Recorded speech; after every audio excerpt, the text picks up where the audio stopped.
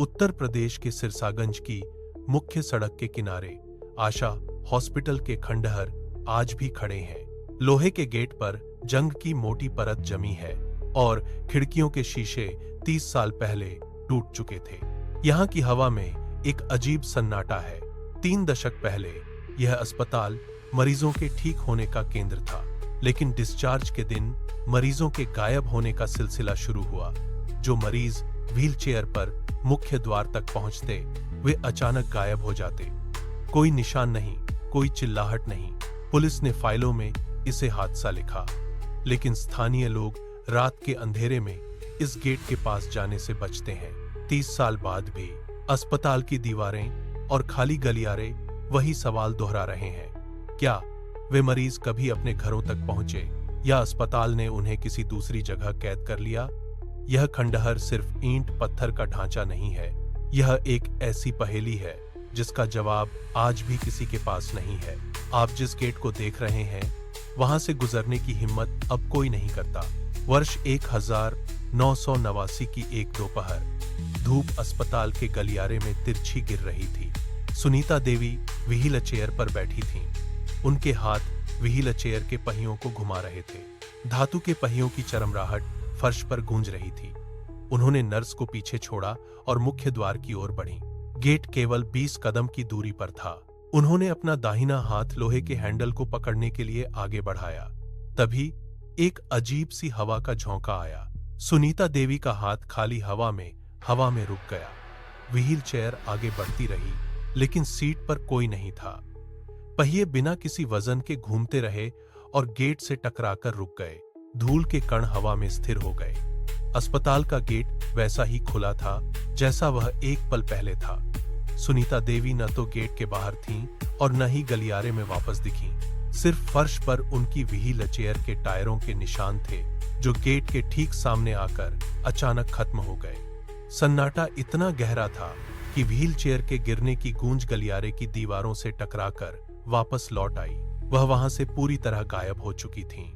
सुनीता देवी की घटना ने पूरे सिरसागंज में हड़कंप मचा दिया। पुलिस ने अस्पताल के हर कमरे की तलाशी ली, फर्श उखाड़े और दीवारों की जांच की। कोई गुप्त रास्ता नहीं मिला, कोई सुराग नहीं निकला। 3 साल बीत गए, लेकिन यह सिलसिला थमा नहीं। ठीक उसी 20 कदम के दायरे में 4 और लोग गायब हो गए। एक बुजुर्ग व्यक्ति अपनी दवा लेकर बाहर निकला।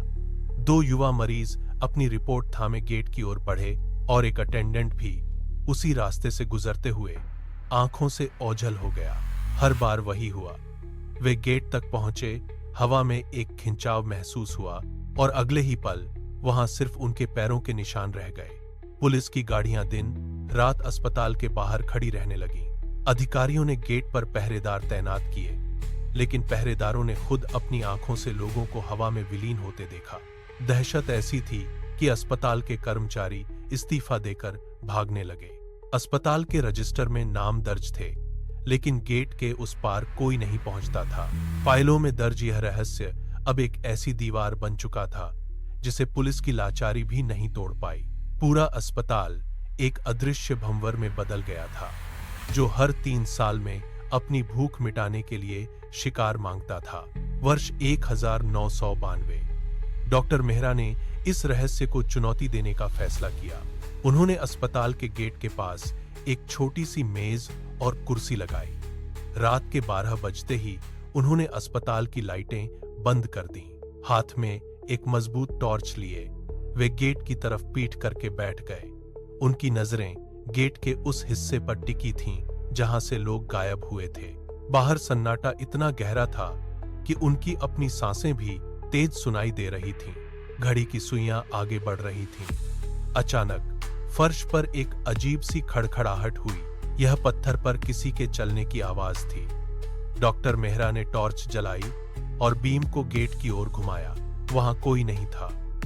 फिर से वही आवाज आई, इस बार दाहिनी ओर से, किसी के नंगे पैर ठंडे फर्श पर चलने की लयबद्ध आवाज। धप धप धप। आवाज गेट के बिल्कुल करीब आकर रुक गई। मेहरा ने अपनी कुर्सी घुमाई और टॉर्च की रोशनी उस जगह डाली। वहां धूल के कण हवा में नाच रहे थे, लेकिन फर्श पर कोई पदचिह्न नहीं थे। उनकी उंगलियां मेज की लकड़ी को कसकर जकड़ गईं। ठंडी हवा का एक झोंका उनकी गर्दन के पीछे से गुजरा।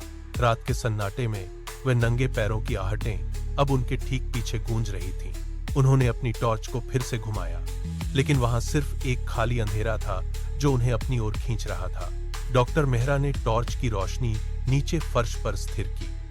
धूल की मोटी परत पर नंगे पैरों के निशान तो नहीं थे, लेकिन वहां कुछ और था। उन्होंने झुककर उसे उठाया।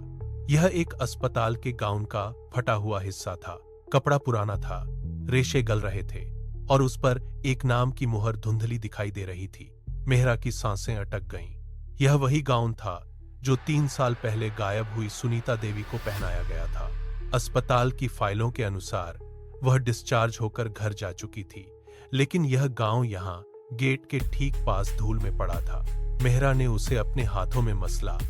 कपड़े का टुकड़ा इतना पुराना था कि वह उनकी उंगलियों के दबाव से बिखरने लगा। उन्होंने टॉर्च को गेट के कोनों में घुमाया, जहां ईंटें उखड़ रही थीं। वहां गाउन के और भी रेशे फंसे हुए थे, जैसे कोई उन्हें जबरदस्ती खींचकर वापस अंदर ले गया हो। यह कोई दुर्घटना नहीं थी। वे लोग कहीं नहीं गए थे। वे अस्पताल की दीवारों के भीतर ही कहीं फंस गए थे। मेहरा ने अपने पीछे के अंधेरे को देखा। अब उन्हें समझ आया कि गेट के पास की वो आहटें किसी के बाहर जाने की नहीं, बल्कि अंदर ही अंदर भटकने की थीं। गाउन का टुकड़ा उनके हाथ से छूटकर फर्श पर गिर गया। उन्होंने महसूस किया कि वह जिस गेट को सुरक्षा का द्वार समझ रहे थे, वह असल में एक कभी न खत्म होने वाला कैदखाना था। वर्ष 1993। रिकॉर्ड कीपर रामलाल अस्पताल के बेसमेंट में फाइलों के ढेर के बीच बैठा था। उसने स्टील की भारी अलमारी का दरवाजा जोर से खींचा, जिससे धूल का गुबार उठा। उसने सुनीता देवी की फाइल निकाली, लेकिन पन्नों के बीच एक पुराना धुंधला नक्शा गिर पड़ा। रामलाल ने नक्शे को मेज पर बिछाया और अपनी लालटेन पास की। यह अस्पताल की नींव का मूल खाका था। उसने नक्शे के कोनों पर बनी सील को ध्यान से पढ़ा। वहां एक पुराना कब्रिस्तान दर्ज था। रामलाल की उंगलियां नक्शे पर कांपने लगीं। उसने अस्पताल के निर्माण के दस्तावेजों को पलटना शुरू किया। पन्नों के बीच एक आधिकारिक आदेश मिला, जिस पर तारीख 1960 की थी। आदेश में साफ लिखा था कि यहां पहले एक कब्रिस्तान था, जिसे बिना किसी धार्मिक रस्म के रात मिट्टी से पाट दिया गया था। रामलाल ने कुर्सी से उठकर दीवार पर लगे नक्शे से अस्पताल के वर्तमान लेआउट का मिलान किया। कब्रिस्तान की सीमाएं ठीक उसी जगह थीं जहां आज अस्पताल की मुख्य इमारत और वह शापित गेट खड़ा था। उसने मेज पर रखे पेन को मजबूती से पकड़ा। बिना रस्मों के दफन किए गए वे अवशेष अभी भी जमीन के नीचे थे। रामलाल ने अपनी सांसें रोकीं। अस्पताल के गलियारे में अब सन्नाटा नहीं था, बल्कि जमीन के नीचे से आती एक धीमी, भारी गड़गड़ाहट महसूस हो रही थी। सच सामने आ चुका था। यह अस्पताल एक नींव पर नहीं, बल्कि एक अधूरी शांति के बीच खड़ा था। रामलाल ने नक्शे पर एक लकीर खींची। वह लकीर अस्पताल के मेन गेट से होकर गुजरती थी। उसने नक्शे के कब्रिस्तान वाले हिस्से को वर्तमान इमारत के लेआउट पर रखा। दोनों की भौगोलिक स्थितियां एकदम मेल खा रही थीं। गेट के ठीक नीचे वही जमीन थी जहां सालों पहले शवों को बिना किसी रस्म के दफनाया गया था। रामलाल ने अपना हाथ गेट की तरफ बढ़ाया। जैसे ही उसकी उंगलियां लोहे के जंग लगे ढांचे को छूने वाली थीं, हवा का दबाव अचानक बदल गया। गेट के चारों ओर की ईंटें कांपने लगीं। फर्श पर बिछी धूल ने एक चक्र बनाना शुरू किया, जो धीरे धीरे गेट की चौखट के अंदर खिंचा चला जा रहा था। यह कोई सामान्य दरवाजा नहीं था। यह एक जीवित पोर्टल था जो जमीन की गहराई से जुड़ा था। रामलाल ने अपना हाथ खींचने की कोशिश की, लेकिन उसे एक तीव्र खिंचाव महसूस हुआ। गेट के अंदर से ठंडी हवा का एक झोंका बाहर आया, जिसकी गंध किसी बंद कमरे जैसी थी। उसने देखा कि गेट की चौखट के पास की रोशनी मुड़ने लगी है, जैसे अंतरिक्ष वहां से फट गया हो। अस्पताल की दीवारें इस पोर्टल के बोझ से चरमराने लगीं। जो लोग गेट से बाहर कदम रखते थे, वे असल में बाहर नहीं जा रहे थे, बल्कि वे इस शून्य में समा रहे थे। रामलाल पीछे हटा, लेकिन उसकी परछाई गेट की चौखट पर जाकर चिपक गई। उसे अब यकीन हो गया था कि यह गेट अस्पताल का निकास द्वार नहीं, बल्कि एक ऐसा जाल है जो किसी को भी वापस लौटने की अनुमति नहीं देता। वर्ष 1995। नर्स कविता ने अपनी टॉर्च की रोशनी अस्पताल के गलियारे में फैलाई। रोशनी का घेरा फर्श पर दौड़ता हुआ मेन गेट तक पहुंचा। कविता के कदम अचानक ठिठक गए। उसने देखा कि गेट के ठीक सामने हवा में धुंधली आकृतियां कतार में खड़ी थीं। वे हिल नहीं रही थीं, बस एक निश्चित दूरी बनाए हुए थीं। कविता ने अपनी टॉर्च को थोड़ा और ऊपर उठाया। परछाइयों की कतार गेट की चौखट से शुरू होकर दीवार तक फैली थी। हर आकृति का चेहरा गेट की तरफ था, जैसे वे किसी अदृश्य अधिकारी के आदेश की प्रतीक्षा कर रही हों। कविता ने एक कदम पीछे लिया। फर्श पर उसके जूतों की आवाज गूंजी, लेकिन परछाइयों ने कोई हलचल नहीं की।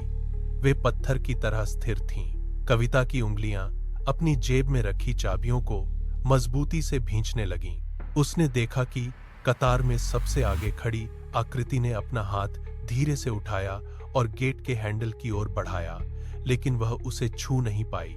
उसने हाथ वापस खींच लिया और फिर से कतार में अपनी जगह ले ली। कविता का गला सूख गया। ये वे मरीज थे जो कभी अस्पताल से डिस्चार्ज हुए थे, लेकिन कभी अपने घर नहीं पहुंचे। वे आज भी गेट के उस पार जाने की अनुमति मांग रहे थे। हवा में एक अजीब सी खामोशी छा गई, जो किसी भी जीवित मनुष्य की आहट को सोख लेती थी। कविता ने अपनी टॉर्च बंद कर दी, लेकिन परछाइयां वहीं खड़ी रहीं। उनका इंतजार अब भी जारी था, एक ऐसी कतार जो कभी खत्म नहीं होनी थी। अगली सुबह अस्पताल के अधिकारियों ने परिसर को खाली करने का आदेश दिया। कर्मचारी हड़बड़ी में फाइलों के बंडल समेटने लगे। नर्सों ने वार्डों के दरवाजे जोर जोर से बंद किए। मेन गेट पर भारी लोहे की जंजीरें डाली गईं और ताला जड़ दिया गया। डॉक्टर मेहरा ने आखिरी बार उस गेट की ओर देखा जहां कल रात परछाइयां खड़ी थीं। उन्होंने भारी मन से चाबी गार्ड को सौंपी और मुख्य द्वार को सील कर दिया। अस्पताल की लाइटें बुझा दी गईं। गलियारे अंधेरे में डूब गए। बाहर से देखने पर यह केवल एक बंद इमारत थी, लेकिन भीतर का सन्नाटा सामान्य नहीं था। जैसे ही आखिरी कर्मचारी बाहर निकला और गेट बंद हुआ, अंदर से एक धीमी खरोंच की आवाज आई, जैसे कोई नाखून से लोहे के गेट को कुरेद रहा हो। ताला लगने के बावजूद परछाइयां गायब नहीं हुईं। वे अब भी उसी कतार में खड़ी थीं, गेट के उस पार जाने के लिए बेताब। अस्पताल बंद हो चुका था, लेकिन उन आत्माओं का बंधन नहीं टूटा। वे इमारत की दीवारों के भीतर कैद हो गईं। रात गहराते ही खिड़कियों के शीशे बिना हवा के कांपने लगे। पास से गुजरने वाले लोग कहते हैं कि आज भी अस्पताल के भीतर से धीमी आहें सुनाई देती हैं। कोई घर नहीं लौटा, कोई अस्पताल से बाहर नहीं जा पाया। ताले और जंजीरें भी उस अदृश्य कतार को रोक नहीं सकीं, जो आज भी अपने डिस्चार्ज का इंतजार कर रही है। आज आशा हॉस्पिटल की इमारत एक वीरान खंडहर में बदल चुकी है। खिड़कियों के टूटे हुए शीशे हवा के दबाव में चरचराते हैं, जैसे कोई उन्हें भीतर से धक्का दे रहा हो।